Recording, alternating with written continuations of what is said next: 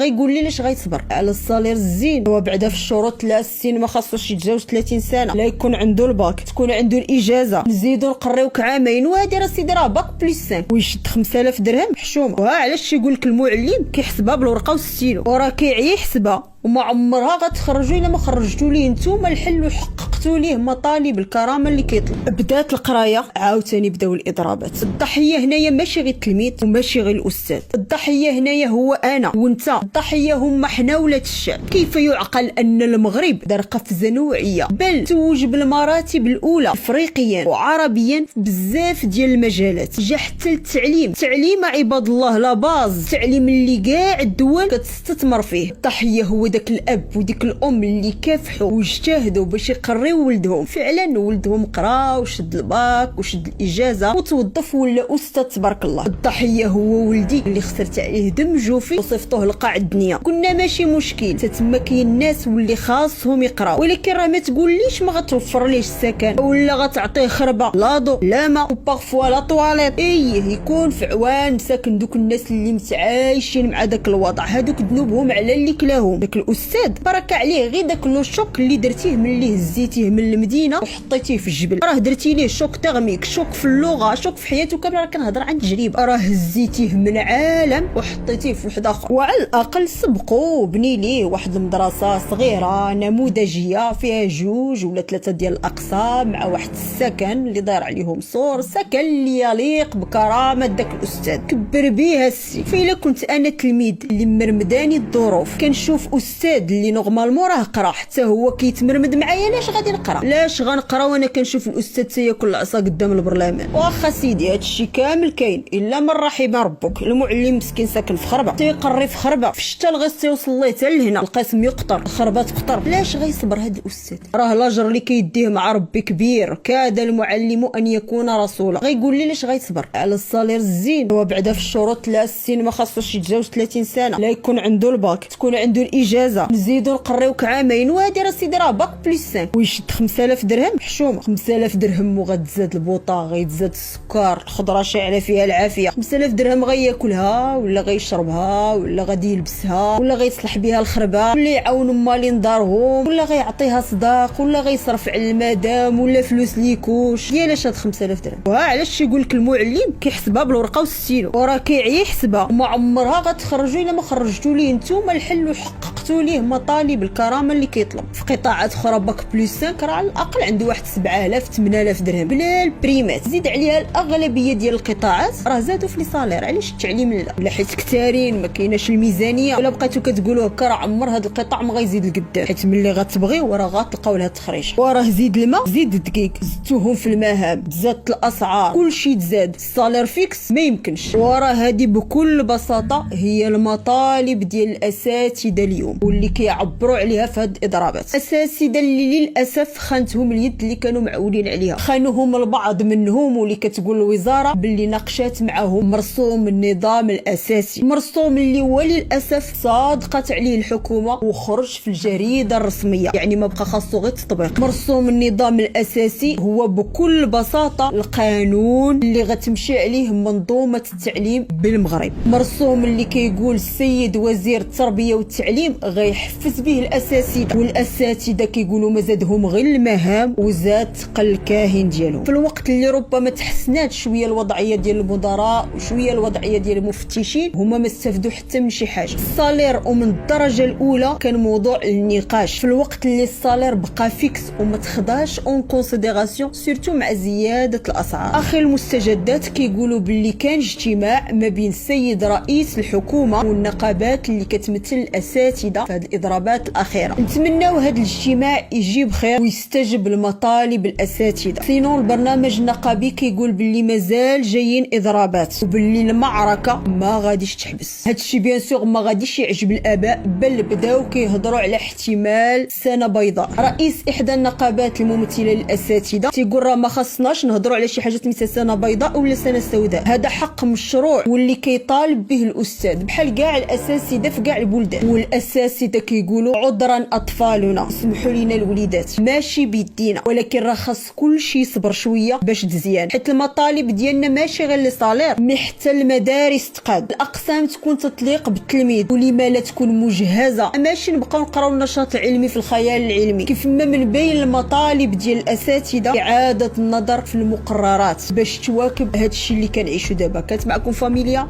والسلام عليكم.